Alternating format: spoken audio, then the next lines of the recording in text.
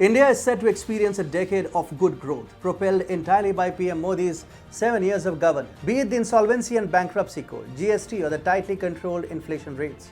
With a slew of reforms introduced over the last 7 years, the Modi government has propelled a long cycle of growth that could last an entire decade or more. This will be similar to the cycle of growth kick-started by the Vajpayee government, which lasted a decade until the UPA's corruption and policy paralysis led to a slowdown. This time around, however, not only has the Modi government kick-started this period of growth, but it is also politically strong enough to remain in power and safeguard the growth numbers. Hi and welcome to TFI English, the national socio-political analysis arm of the TFI Media Group. I'm your host Atul Mishra, and in this video I will tell you in great detail about the long-term positive effects that the Modi government is set to have on the Indian economy. Let's begin. When the Modi government took charge, it decided not to pump prime the economy to steer growth, something that was done extensively by the Congress government that led to skyrocketing inflation. Instead, the Modi government pushed for reforms, reined in the inflation rates, and patiently waited for a natural and sustainable cycle of growth. The results of that effort are starting to show. Bank of America in its recent report stated that India sits at the cusp of a multi-year capex cycle. The brokerage firm believes India could be staring at a capex cycle similar to that seen between the financial years 2002 and 3 and 2011 and 12. However, it doesn't come as a surprise, with the government focusing on infrastructure spending, including investment on roads, railways, ports, and low-cost housing. Despite a raging pandemic, the cyclical growth was manifesting itself. The UPA's demise might have started with scams mounting to several billions getting exposed, but its ultimate downfall was cemented by the high volatile inflation rates that plagued the Indian society and hurt the middle class. However, according to the National Institute of Public Finance and its policy paper, the average inflation rate between October 2016 to March 2020 was 3.93%. You might just call this the Modi government's biggest achievement when it comes to regulating the economy. Although the inflation rate did shoot up above 6% in the last 2 months, it quickly corrected itself in July and stood at 5.59%. Even then, the inflation rate was within the range of the central bank's 2% to 6% target. In March 2016, the Modi government amended the Reserve Bank of India Act to put in place an inflation targeting regime for the central bank to follow.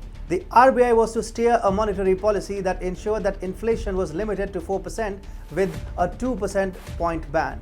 The average inflation rates between the NDA regime and the UPA government are enough to tell the difference that a decisive government can play in reducing the financial budget on the layman. Even former Finance Minister P. Chidambaram has accepted the UPA government's inability to curb inflation by stating, "I think inflation was a big red in the UPA 2 report card." The latest inflation figures come amid a fall in COVID-19 infections and a pickup in the pace of vaccinations in the country. The cumulative number of COVID-19 vaccine doses administered in the country has surpassed 50 crore. The second wave and its deadly effect have largely withered across the country, barring some states like the CPIM-ruled Kerala.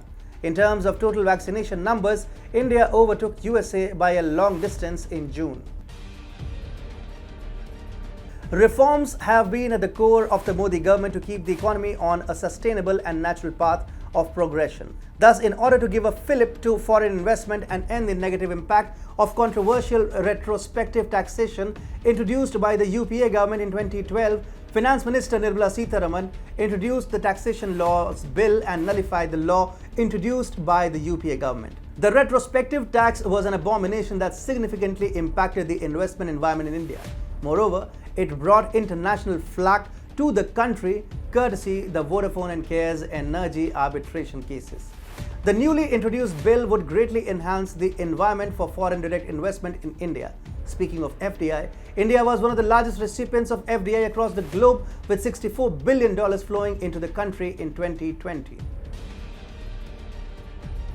Despite the UN Conference on Trade and Development report stating that global FDI flows plunged by 35% due to COVID, FDI in India increased by 27% to USD 64 billion in 2020 from US dollars 51 billion in 2019.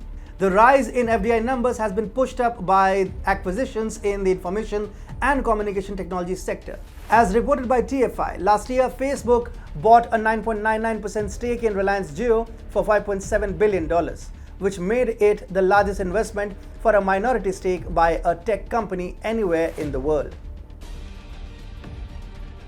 2021 has been a sensational year for the Indian startup ecosystem, which has surpassed all projections, both in terms of the number of unicorns and the funding raised. According to a U-Story report, in July 2021 alone, the Indian startup ecosystem raised almost $10 billion, including a mega round of $3.6 billion raised by Flipkart and added 3 new unicorns to its cap. This was more than the entire amount raised in 2020. The Indian startup ecosystem is the third largest in the world with more than 40,000 companies and around 44 unicorns. A whopping 21 startups have made it to the list in the first 8 months of the year. India witnessed first health tech, social commerce, crypto and e-pharmacy unicorn this year. BharatPe, Mindtickle, Upgrad and CoinDCX have been the recent entrants in the month of August.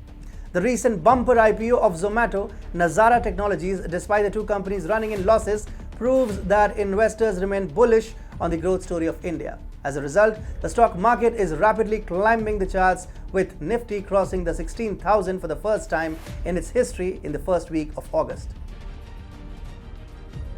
Talking of reforms, the introduction of goods and services tax has changed the face of India's haphazard tax system. According to the fresh data released by the Finance Ministry, the GST collection in the month of July saw an increase of 33% from the same month last year, that is July 2020. The bumper Rs 1.16 lakh crore goods and services tax revenue collection in the month of July 2021 has indicated that the economy has started to recover from the onslaught of a global pandemic gifted to humanity by a country named China. The gross GST revenue collected in the month of July 2021 is Rs 1,16,393 crore, of which CGST is 22,197 crore, SGST is 28,541 crores, and IGST is 57,864 crore, including 27,900 crores collected on import of goods, and cess is Rs 7790 crore, including Rs 815 crores collected on import of goods. An official statement issued by the ministry said.